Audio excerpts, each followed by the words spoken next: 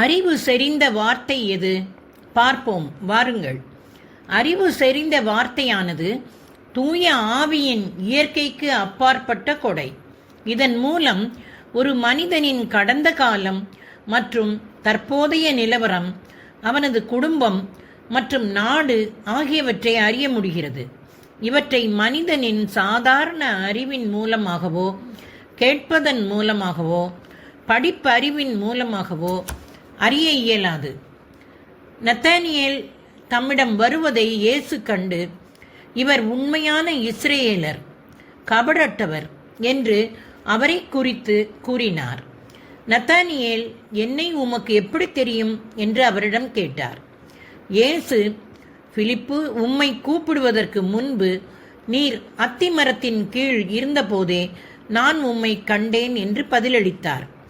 யோவான் எழுதிய நற்செய்தி 1 அதிகாரம் இறைத்திருவசனம் 47-48.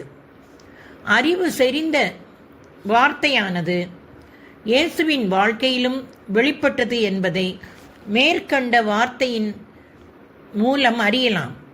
இதுவே நத்தானியேலை விசுவாசத்திற்குள் கொண்டு வந்தது. இதுபோல் பல எடுத்துக்காட்டுகள் விவிலியத்தில் உள்ளன. கேசசி நாமானிடமிருந்து அன்பளிப்பு பெற்றுக்கொண்டதை எலிசா இக்கொடையின் மூலமாக தெரிந்து கொண்டார். அவன் தன் தலைவரிடம் வந்து அவர் முன் நின்றான். எலிசா அவனை நோக்கி, கேசசி, நீ எங்கிருந்து வருகிறாய் என்று கேட்டார்.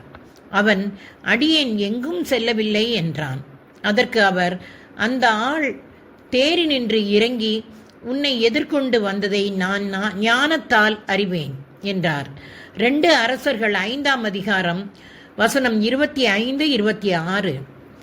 அறிவு செறிந்த வார்த்தையானது அக எண்ணங்கள், உடல் உணர்வுகள், தூய ஆவியின் தொனி, சத்தமான குரல், மனச்சான்றின் குரல், கனவுகள், காட்சிகள், கடவுளின் வார்த்தைகள் மூலமாக நாம் பெற்றுக்கொள்கிறோம். உடல் உணர்வுகள் மூலமாக அறிவு செறிந்த வார்த்தையானது குணப்படுத்துதலை வெளிப்படுத்துகிறது. எடுத்துக்காட்டாக, நீங்கள் மற்றவருடன் அவருக்காக ஜெபிக்கையில் நீங்கள் அவரின் வலியை உங்களுக்குள் உணர்வீர்கள். அவரின் முழங்காலில் வலி இருந்தால் நீங்கள் உங்கள் முழங்காலில் அவ்வலியை உணர்வீர்கள். கடவுள் இத்தகைய வெளிப்பாட்டினை பல காரணங்களுக்காக நமக்கு அருளுகிறார்.